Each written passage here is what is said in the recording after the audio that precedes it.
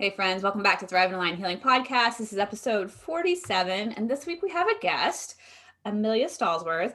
And Emilia is one of my really good friends, but also she is a yogi and a yoga teacher. Emilia's been practicing for over 4 years in her personal practice. And then in November 2019, she opened her first studio in Newcastle, Oklahoma, and it is called Blue Moon Yoga. And so we just wanted to invite Emilia on today to talk about her journey into yoga, how yoga can play into the whole holistic mind, body, soul, and what drove her to become a business owner and open her own yoga studio. So we just wanted to give you guys a perspective from a person that is in the yoga world completely. Hey, Emilia. Hey. So my name's Emilia, like Kim said. I am 27 years young.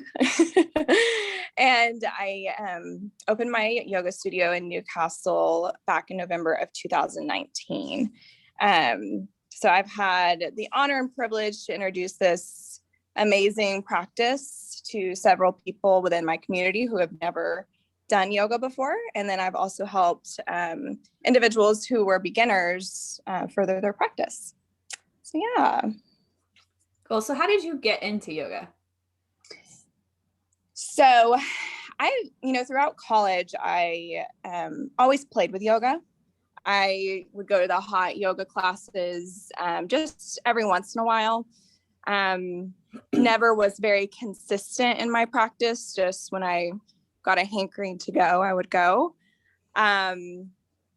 Never really had like a huge desire to further my practice in it at that point when I was in college. I got married in 2016, June of 2016. And then in December of that year, me and my husband were in a pretty severe car wreck, and he was in the hospital from, December to April. Hey, can I interrupt you? So this goes on YouTube too, and I can only see the ceiling of the studio. This goes on YouTube? Yes, ma'am. Thank you. I can see you now. Hello, everybody. I had no idea. Hey, sorry. I was like tilting the speaker into my mouth. So where was I? Severe car wreck. And he was in the hospital from December 24th to the end of April. So during that time, I was fully committed to the health of my husband and his well-being, and he came first. And that was great, but then it started taking a little bit of a toll on me around February, March. I needed something for me. So I would just get on YouTube and do some yoga practices. And I don't even know how I even thought to look up yoga. But I saw a significant benefit from it, not just physically, but mentally. So I got really into practicing yoga in the year of 2017, was pretty consistent with it. And then I thought to myself, I would really love to further my education in yoga. So I started yoga teacher training in 2018. So that's kind of how I got led to yoga. Cool. Yeah. So you were practicing, your husband was in a hospital in Colorado because what was his injury? Yes. So he was at OU Medical from December to January, and then was transferred to Craig Hospital. It's a hospital that specializes in spinal cord injury and traumatic brain injury. So he had a moderate traumatic brain injury and a spinal cord injury at T6, thoracic spine. So where were you practicing yoga since you were there in Colorado at the hospital with him all the time? So Craig Hospital has living quarters for family. So it's kind of like dorm rooms in a way, or kind of like a hotel. And I would go back to my room and practice. If he was like in a therapy that maybe I felt like I didn't really need to be there for, or if he was tired and taking a nap, I would go back to my room. Okay. So I lived at this hospital for 3-4 months. Mm-hmm. And just practicing yoga every day via YouTube in your room. Yeah. I would try to every day. Sometimes it wouldn't happen. They had his schedule pretty packed. And at the time, I really felt like I needed to be with him at almost everything, so I could learn as well. And so I could know what was going on and make sure I get all the information when he was in his therapies. So I would try my hardest to practice as much as I could. Yeah. And another thing that I found interesting at the time, and maybe they have it now, but at Craig Hospital, they would have a lot of support groups for families. And I thought it was kind of interesting that they didn't have yoga for either the patients or the family. And maybe that's changed. It's been 4 years, so that might have changed, but then that was not offered. So I always thought that that was interesting. And a goal of mine was to be able to teach individuals in wheelchairs, adaptive yoga. So kind of got my wheels spinning with yoga. Is that where you and your business are heading? When I opened the business, that's where I wanted to go. And I just wanted to eventually get there. Right now, I am just sprinkling in yoga into the community. If I wanted to further that, I would need to find a different space to do that. So this isn't the most wheelchair. I mean, it's accessible, but I would like something a little bit more open. Okay. Yeah. And I was supposed to go to this training last year in May for adaptive yoga, but it got canceled because of COVID. Yeah. So what have you found is the benefit? Do you and your husband do it, or just you? I mainly just do it. I try to get him to do it occasionally. When I first started my yoga teacher training, I would ask him, hey, could you do this? Like, can you move this way? Can you move this way? Just to kind of like play with it. But I'm also a Thai bodywork practitioner, and that's what a lot I do on my husband. So Thai bodywork is a lot of assisted stretching, and that's really important for individuals with spinal cord injury. So he doesn't do a lot of yoga. No. What has the gifts been for you in your practice, and then like what you see for your clients, I guess? I'm sorry, what was that? The gifts that yoga's given to you, like the benefits for you and for your clients. Like if people are interested in listening to the podcast and like haven't, like have never tried yoga or done yoga or feel intimidated by it or see all of these Instagram yoga people that are a size 0, right? And super stretchy, like that is the image that yoga portrays. And so I just want to like make it more accessible to more people. And I thought you had a great perspective since, you've gone through this and you teach and Oklahoma tends to not be a super healthy state, right? Mm-hmm. Yeah. So that is still a big challenge, owning a yoga studio. I'll get messages or comments on Facebook and say, I wish I could do yoga, or I wish I was flexible enough to do yoga. You don't have to be flexible to do yoga at all. Some of the best, I mean, not some of the best, but some people I know are not flexible, and they are the strongest yogis that I've seen, and they're not flexible. But with yoga, a lot of people go into it wanting, a lot of people get introduced to yoga for the physical practice of it. So they go in thinking that, I'm going to be able to bend over and touch my toes after one practice. And that's not the case. You got to keep practicing at it, just like any other sport or any other physical activity. So I think it's important that when you start your yoga practice that you stay consistent with it, and give yourself some grace. So some benefits that I've seen from practicing yoga for me and from the clients that I have, is reduced stress. I have a restorative class on Fridays that is one of my more popular classes. And it's a lot of meditation, slow movement, breath work. And people very, very much look forward to that class because it helps them de-stress from the week. Improve energy. Yoga helps improve your energy, helps you have a more sense of gratitude, can help with weight loss. It can even improve athletic performance. So if you're an athlete in a different sport, yoga is super important to incorporate because it helps you be a little bit more flexible, reduces your risk of getting hurt, and protects you from injury. It just helps you be a little bit more connected to your mind body. So I had a lady who comes very frequently, and if she misses a week, she can feel it. So she tries her hardest not to miss a week. So there's definitely mental and physical benefits to practicing yoga that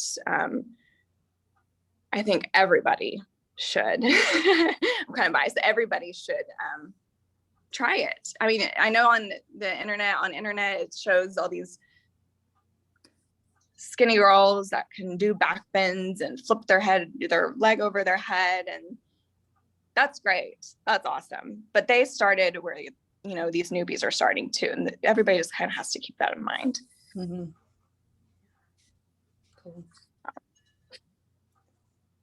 So, kind of talking about yoga, the concept. So I feel like a lot of people have, and I think it's gotten a little bit better. A lot of people have this conception of yoga. That you have to be super flexible to do it. And sometimes people think that it's not just a physical it's a physical practice, but that it's also more of like a, how do I say it? It's like a religious practice. So I kind of want to touch on the concept and meaning of yoga. And there's lots of interpretations of yoga that have been handed down throughout the centuries. And I just want to touch on a few of those. So yoga can mean to come together, to unite. Another meaning is to tie the strands of the mind together. So those are kind of talking about the same thing. You have to get your mind right before you practice in your physical practice. I tell people that even making up your mind to come to yoga is doing yoga. Like walking through the door is showing up and practicing yoga. Another meaning of yoga, let me see, I have some notes here, is to be always present and to be mindful in your actions. So acting in such a way that all of our attention is directed towards that activity that we're doing. So just to be present in the moment, to be mindful. And then some people also have there's also another definition that yoga is to be one with the divine. And that's kind of where people get step back a little bit and get a little bit hesitant about practicing yoga. And I just wanted to touch on those to let you know that yoga, it can be so many other things. It can be what you want it to be. It's rooted in Indian thought, but the concept is universal.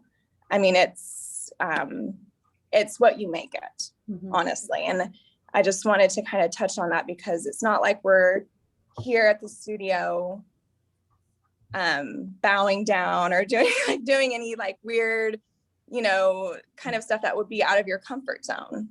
We're just showing up for ourselves and practicing self-care, and however you want to make it is how you make it. Does that make sense, or did I just ramble? Yeah, okay. And they're all different. Like I've been to so many different yoga studios, and like they're all different. It's based on the owner, the leadership, right? Like what kind of flavor you get, what they focus more on. So it's just like anything, like you can go to 15 different gyms and you're gonna have 15 different experiences. You just find where you fit in. Yes. Yeah. And where I did my yoga teacher training at, they were definitely more on the history of yoga. And I went through yoga teacher training. So I that's part of the teaching of it, but their everyday classes are not like that. So you're right. It's just kind of how each person runs the studio or how that person shows up. So, yeah. I think that's all I want to say on that. I just wanted to touch on that so people are aware that, you know, there's several meanings to yoga. And you can make it your practice however you want it to be. Yeah. So I kind of, from my personal experience, I started yoga to do something for me. So it was more of maybe like a mental thing for me, like a mental escape with some physical benefits. But in my experience, I feel like a lot of people get into yoga for the physical benefits and the physical practice of it. And it's also really cool how when you get started with yoga, if it is for the physical benefit, that maybe you gradually become a little bit more interested in another aspect of yoga.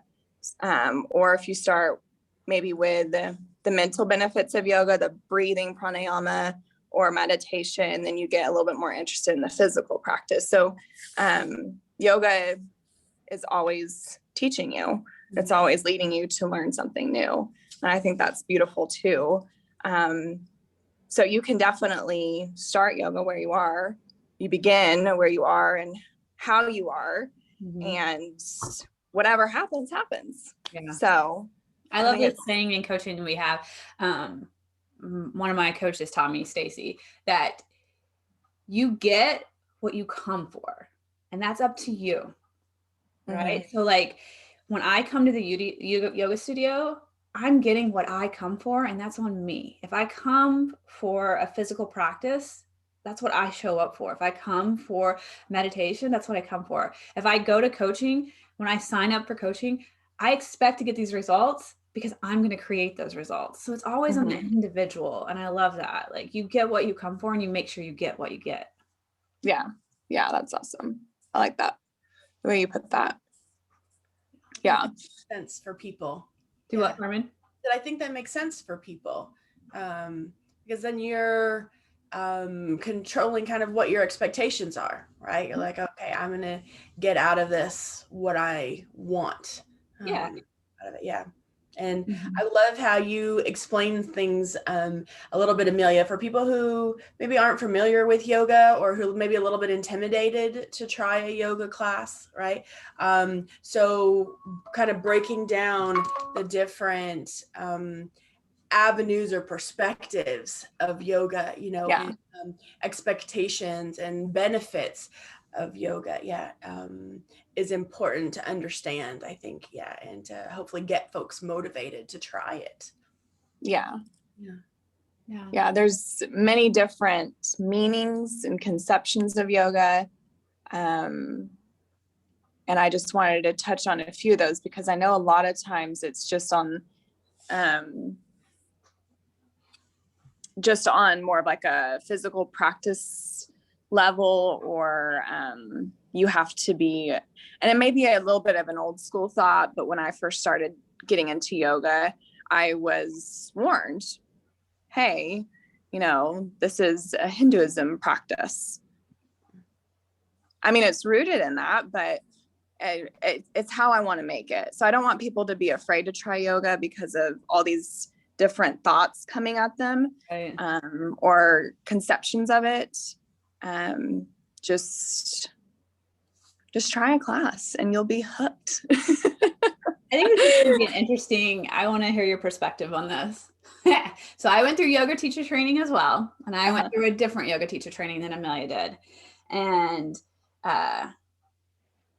so we were taught in the history of yoga that yoga and meditation specifically, are centuries old. It's a very, very, very old practice, right?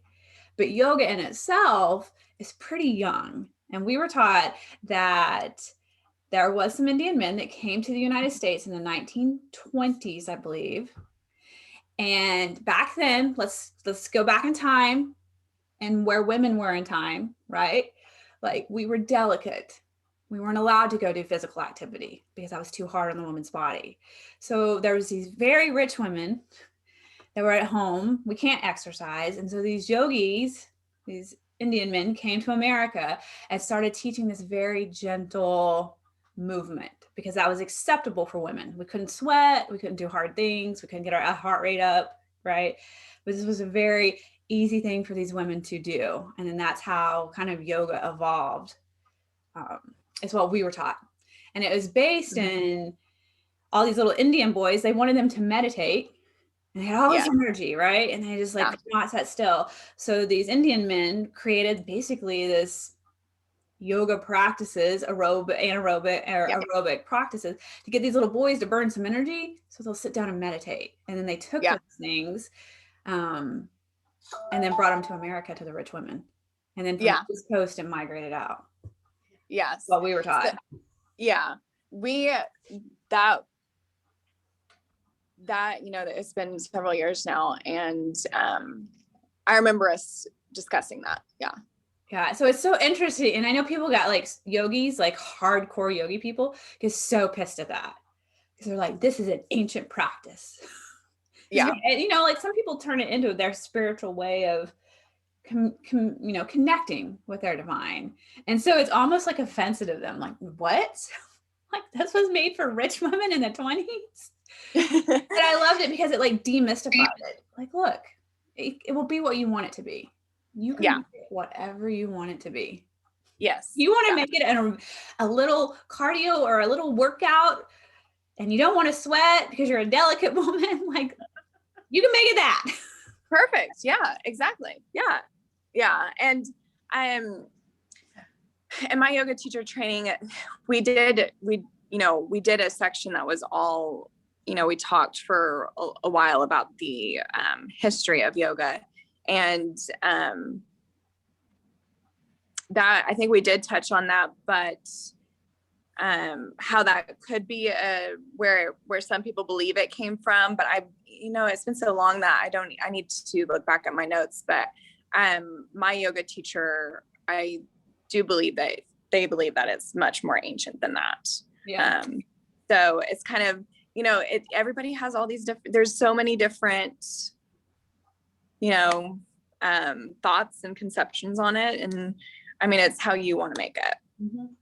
So, have you ladies seen the Yogananda documentary? Mm-mm. It came out, probably like 2012-ish, maybe 2010. It's very similar to what you're describing, Kim, where he talks about, it's a documentary that they put together that talks about the evolvement of yoga in the United States. In the United States. Talk as much about the roots of the practice, but when it kind of migrated and got popular in the 20s and 30s. And then out of California, and then just kind of grew. All right, we got like 10 minutes left, ladies. What do you have any questions for Carmen? I think you kind of touched base on it as we were kind of addressing sort of like some myths about yoga. Do you have any other advice for beginners, like people who are thinking, I've heard of yoga, and who are looking to where do they start, right, to try and find yoga practices, or I know there's different types of yoga, but what advice would you have for beginners? So for beginners, never stepped on the mat before, beginners, I would start with a more of a gentle practice. So if that's a restorative, a yin practice, or even it's called hatha. Some studios might not advertise it as that, but more of a gentle yoga practice, slow movement. So I'm going to quickly go over maybe the popular types of yoga so people can kind of understand that. So there's hatha. It's a slow, gentle movement class, and that's what I was trained in. There's vinyasa, or flow class, and that's linking breath with poses. This can be this is a little bit quicker than Hatha. So if you've never stepped on the mat before, I feel like a lot of people may get overwhelmed or a little bit discouraged if they've never stepped on the mat before and they're going straight into vinyasa, pretty quick flow class. And then there's Ashtanga yoga. I personally have never practiced Ashtanga yoga. Have you, Kim? I haven't. Okay. And that's more of like a power yoga, definitely quick. This is, I would say it's for more advanced yogis or yogians. There's Bikram yoga. I think there's only one studio here in Oklahoma, I think. That's hot, definitely hot. And if I am remembering correctly, I think there's a specific 26 postures that they do, but it's very hot. And then there's Iyengar. Why does that sound weird? Is it Iyengar? Iyengar. Yeah. And that's kind of a little bit more gentle, a little bit more structured, but they use a lot of props. Like they'll have ropes on the wall, or you use chairs to kind of get you in these postures. So I would start, if you're a beginner, never done yoga before, I would start with a restorative class or a hatha class, slow, gentle class. And then work your way up. Work your way once you get familiar with some of the postures, yoga poses, then move maybe up to a vinyasa class. And just, listen to your body. If it's too much, maybe step it back down. Or if you're ready to have a little bit more, step it up. One thing I will say is when you do go to a yoga studio, to be completely transparent with the instructor. So when you come in, tell them if you've had any past injuries, tell them if you've had any past surgeries or recent surgeries that may, that they need to know about. Because certain postures, if you've had a hip replacement, either if it's anterior or posterior, there's certain poses that we do not want to put you in because of that surgery. So just completely be transparent. Don't be afraid to tell the instructor what's going on with you. And then of course, if you're pregnant, let the instructor know.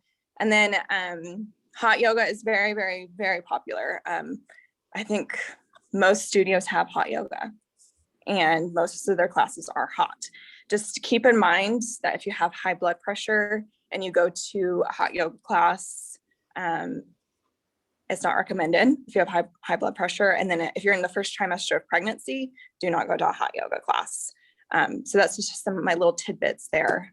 Heated classes just have a higher risk of injury because you are loosey-goosey, you feel like you can stretch a lot. And if you're been practicing a long time in yoga, that's perfectly fine because you probably know where your limits are, but if you're new, you might not. And then if your body heat gets above, Carmen, you might have to help me with this, like 96.2 in your first trimester of pregnancy, there's a chance of miscarriage. Yes. So just kind of wanted to touch on the hot yoga. It's very popular, but when you go, just be completely transparent with the instructor, tell them what's going on with you. There's no judgment. Yeah. I mean, as an athlete, I love hot yoga. Yeah. Yeah. Perfect. Yeah. And Emilia, what type of classes do you offer in your studio? So I teach hatha, so that's a more slow, gentle.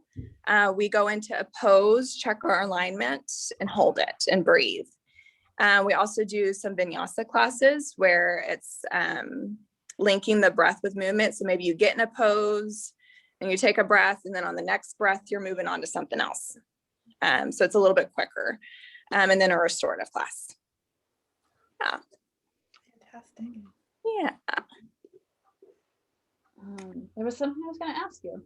What was it? Oh, like for new people that have never done yoga or wanting to start out, I like to just you don't have to go buy all the stuff. Like most yoga studios have mats that you can borrow or rent, bring your water bottle, and then just wear whatever you want. You don't have to go buy Lululemon, right? Like you can just show up in your sweatpants and a t-shirt that you tuck into your sweatpants if you don't want your belly to show or whatever. Like there's just it's a very minimalistic program to get started in. I feel Yeah. And thank you for bringing that up. You just show up. Yeah. and we will make it happen for you Mm-hmm. and serve you in any way that we can. Yeah. So how can people find you, Emilia, if they want to come to your studio and try something out? Yeah, so I have a website that has class times on it, www.bluemoonstudioyoga.com. There's no reservation required. You can just show up. And then I'm also on Facebook, Blue Moon Yoga, and then Instagram, blue.moon.yoga. Cool. And I first post class is free, right? I'm sorry, what? Is it their first class is free? I forgot whether Yes. you offer that or not. Yeah. First class is free, and to show up, you don't have to have a reservation. It's $10 cash or $12 with a card. So it's very affordable. And just bring yourself. Cool. Or a friend. Yeah. Bring a friend and try it out together. Sure. Yeah. Anything else, Carmen? No. Thanks for joining us today, Emilia. We learned a little bit about yoga, and thank you for sharing your perspective and informing us a little bit more about, your yoga practice and how people can get started. Yes, I think it's something that everybody should try, and has such great benefits for everybody, especially right now. I think it's really important with the things going on in the world with COVID. We need some sort of de-stressor. Yoga is perfect for that. So yeah, thanks for having me. Yeah, and I'll link all the stuff Sorry. for them to get a hold of you in the show notes. Okay. Sorry you guys were talking to the ceiling for the first bit. Yeah, okay. My bad. All right, friend. Thank you guys, and we'll catch you next episode.